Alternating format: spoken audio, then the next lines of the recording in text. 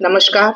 आज का ये प्रेस वार्ता हमारी अरुणाचल प्रदेश महिला कांग्रेस कमेटी के अध्यक्ष श्रीमती चूहू नाची जी करेंगे और हम उनके साथ हैं और हमारे साथ है श्रीमती तली यामंग जी जो सेक्रेटरी अरुणाचल प्रदेश कांग्रेस कमेटी की है और मैं मीना टोको vice president Arunachal Pradesh Congress committee. आज का ये जो प्रेस वार्ता है ये नारी शक्ति वंदन अधिनियम के ऊपर है और बहुत ही ज़रूरी है ये प्रेस वार्ता, क्योंकि हमें हमारे बहनों को, हमारे महिला साथियों को, आने वाली पीढ़ियों को जागरूक कराना है कि ये महिला वुमेन रिजर्वेशन बिल जो है वो किस विषय पर है। तो अब जो प्रेस वार्ता का फ्रेम है मैं हमारे अध्यक्ष जी को परमिट करती हूँ कि वो आगे इस विषय पर विस्तार पूर्वक बताइए। नमस्कार मेरे सारे मीडिया फ्रेंड्स और जितने भी अरुणाचल प्रदेश के सारे भारत के महिलाओं, मेरे बहनों, मेरी माताओं को, सभी को मेरे तरफ से प्यार भरा नमस्कार। आप सब ने मीडिया में कल भी देखा होगा कि भाजपा सरकार के जो महिला मोर्चा है उन लोगों ने क्या कहा, उनका क्या कहना था हमें समझ में नहीं आया। सच में वाकई में हमें कुछ समझ में नहीं आया। कहते हैं ना, जो लिखित में पढ़ना और खुद के समझ से बोलने में फर्क होता है। तो उन्होंने तो लिखित में जो लिखा उन्होंने पढ़ दिया, पर उनके मन में क्या चल रहा था, क्या विचार था, उनको खुद ही पता नहीं है। तो अभी जब ये 15, 16, 17 और 18 तारीख का जो पार्लियामेंट में मुद्दा चला था, तो एक्चुअली वो मुद्दा जो वुमेन रिजर्वेशन को लेकर नहीं था, वो तो सिर्फ और सिर्फ एक डिलिमिटेशन को लेकर मुद्दा था। शायद उन लोगों को समझ में नहीं आया था कि महिला जो आरक्षण है वो 2023 में जो पास हो चुका है, पास किया जा चुका है, उसको बस 2024 में इलेक्शन से पहले उसको इम्प्लीमेंट करना था, लागू करना था बस। तो भाजपा के सरकार क्या करते हैं कि उनको पास वाला जो ऑलरेडी बिल पास कर चुका है, एक्चुअली वो बिल भी नहीं है, ऑलरेडी वो अमेंडमेंट एक्ट है, जो एक्ट बन चुका है, उस एक्ट को लागू करने में उनको झिझक है। झिझक किस लिए है? झिझक इस बात से है, अगर वो एक्ट को 2024 से पहले अगर वो लागू कर देते तो शायद अभी जो बैठे हुए एमपीस, जितने भी पार्लियामेंट के जितने एमपीस है, लोकसभा या राज्यसभा के, उस सीट पर महिला रिजर्वेशन हो जाना था। तो उस चीज को उन्हें डर है कि उनकी सीट कहीं गुम ना हो जाए, महिला रिजर्वेशन में चला ना जाए। इसी बात से डर कर उन लोगों ने रिजर्वेशन को बंद कर दिया, उसको लागू नहीं कराया।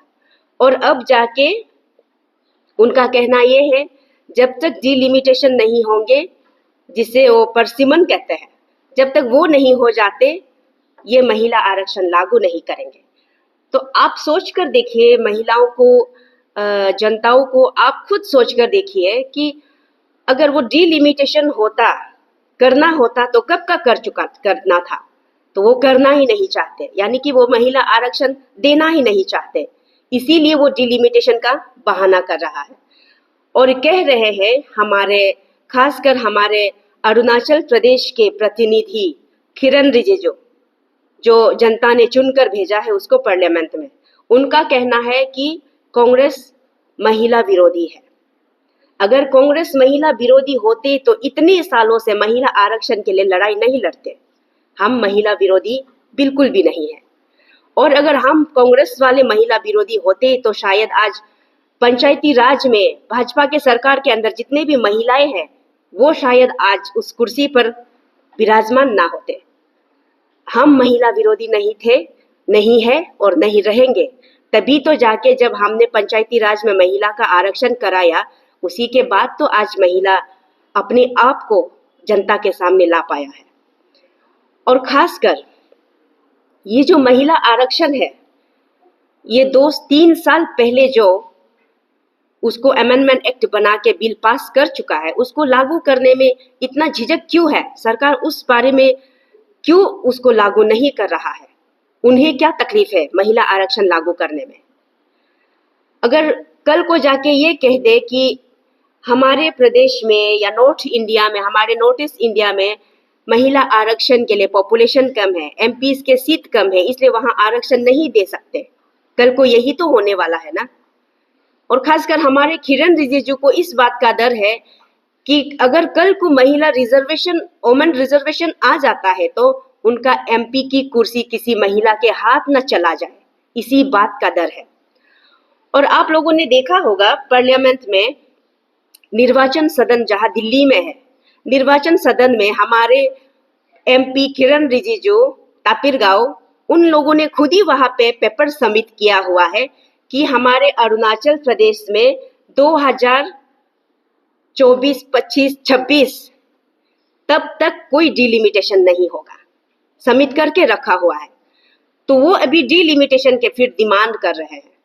तो मुझे ये समझ में नहीं आ रहा है कि उनको शायद याददाश्त कम पड़ गया है, उन्होंने कौन सा पेपर सबमिट किया है, याददाश्त कम हो गया। और सिलेक्टिव एमनेशिया को लेकर, उसी को लेकर यहाँ पे फिर से रिपीटेडली वो लोग डिमांड कर रहे हैं कि नहीं, बाउंड्रीज में कुछ है, सिलेक्टिव एमनेशिया और ये हमारे सीट्स में प्रॉब्लम है, इस तरह को लेकर वो लोग अभी उसको लागू कराना नहीं चाहता है। और ये महिला आरक्षण के कंधे पे रखकर, बंदूक की गोली कंधे पे रखकर, महिला आरक्षण के कंधे पे रखकर महिलाओं के ऊपर गोली चला रहे ना कि हम महिलाओं को आरक्षण नहीं दे पाए, ऑपोजिशन ने ये कर दिया, ऑपोजिशन ने वो कर दिया। एक्चुअली में ये महिला आरक्षण के ऊपर, महिलाओं के ऊपर कंधे पे बंदूक रखकर हम सबको बंदूक के नोक पर हमें झुकाने की कोशिश कर रहे हैं, हमें डराने की कोशिश कर रहे हैं, हमें धमका रहे हैं कि हम कुछ नहीं कर सकते। महिला आरक्षण तो सिर्फ एक बहाना है, बाकी तो वो सब अपने मनमानी करने पर है। अगर हिम्मत है तो सरकार को हिम्मत है, अपनी कुर्सी जाने का डर नहीं है, उनके एमपी लॉस होने का डर नहीं है, तो महिला आरक्षण क्यों नहीं कराते? अगर वो कराना ही नहीं चाहते तो साफ तौर पे कह देते ना। जब पिछली बार आरक्षण जब लागू कराने की बात आई थी, जब आरक्षण को पास करा दिया गया था, तब तो पूरा विपक्षी दल एक साथ एकजुट होकर वोट किया था। तो अब जाकर जब लागू कराने की बारी आई तो कह रहे कि विपक्षी ने वोट आरक्षण के खिलाफ डाला है।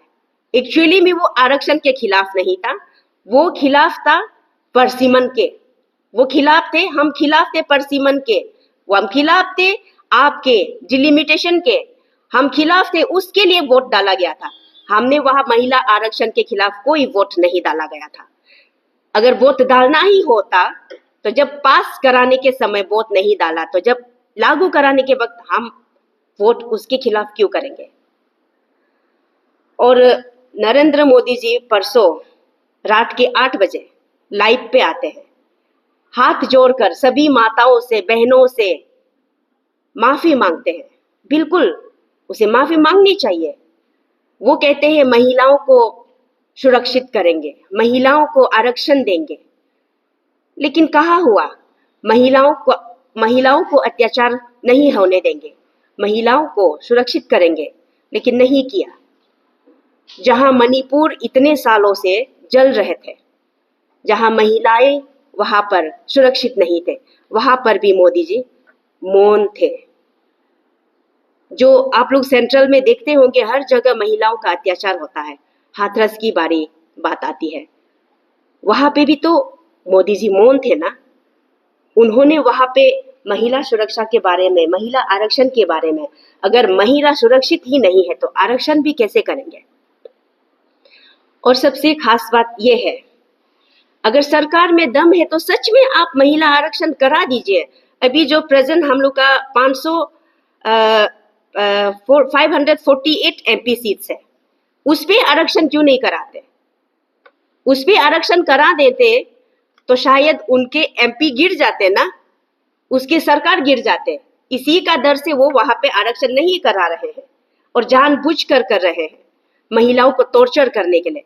भाजपा के अंदर एक पॉलिसी चल रहा है कि महिलाएं घरेलू ही रहना है, महिलाएं घर में ही रहना है, बेटियां बाहर नहीं जाना है, लड़कियों को पब्लिक में नहीं आना है।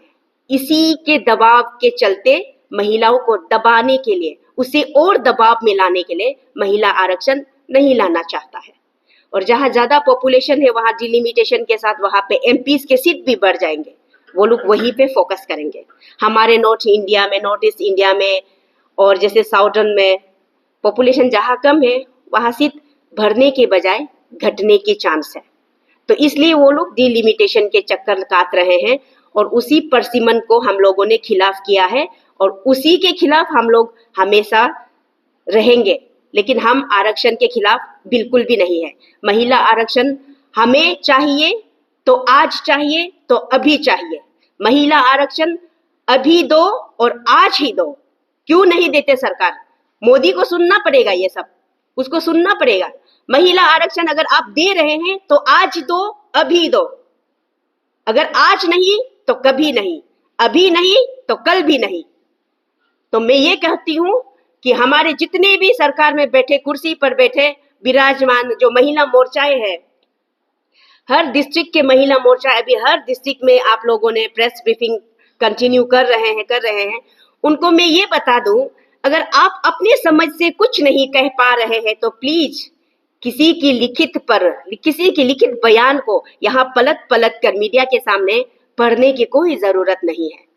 अगर आप अपने समझ से कुछ नहीं कह पा रहे हैं तो प्लीज आप मीडिया पर पेपर पलट कर पढ़ के सुनाने की जरूरत नहीं है। वो कविता नहीं है। जो महिला आरक्षण है ना, ये कविता नहीं है, ये हमारा संघर्ष है, महिलाओं का संघर्ष है, हमारी चाह है, हमारी मांगे है जो हमें आज चाहिए, अभी चाहिए। तो सरकार से मैं ये कहती हूँ, आप अगर आरक्षण दे रहे हैं तो आज दीजिए, अभी दीजिए। आज नहीं तो कल भी नहीं, अभी नहीं तो कभी नहीं। ये बात आप ध्यान में रखिए। और हमारी लड़ाई यहाँ खत्म नहीं होती है, हम महिलाओं की लड़ाई यहाँ शुरू होती है। यहाँ से हमारा जंग शुरू होता है। जो महिला मोर्चा है, जो भाजपा के सरकार में बैठे हैं, उनसे मैं पूछना चाहती हूँ, अगर वो आज भाजपा के मोर्चा संभाल रहे हैं, महिला मोर्चा संभाल रहे हैं, किसकी देन है? कांग्रेस ने तो उसको लीडर बनाया था, उसी के देन है, तभी तो जाके आज वो भाजपा पे जुड़ पाया। अगर कांग्रेस ने उसको पंचायती राज में अगर महिला आरक्षण नहीं दिया होता तो आज वो कहीं का ना रहता। और कोई मीडिया वाले ये भी पूछते हैं कि ये महिला आरक्षण लागू हो जाएगा तो आपको बहुत फायदा होगा। फायदा मैं अपने लिए नहीं कर रही हूँ, फायदा हम महिलाओं को होगा। जो महिलाएं छोटे कस्बों में, छोटे गलियों में, छोटे छोटे गाँव में खुद को जनता के सामने लाना चाहता है, उनको भी तो मौका देना चाहिए, उनको मौका मिलना चाहिए। तो ये मौका हम किसी की तरह से नहीं छोड़ सकते। हमें वो मौका देना है, हमें वो मौका चाहिए और आज चाहिए, अभी चाहिए।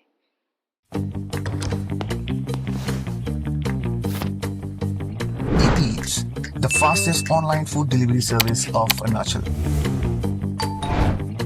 Download the app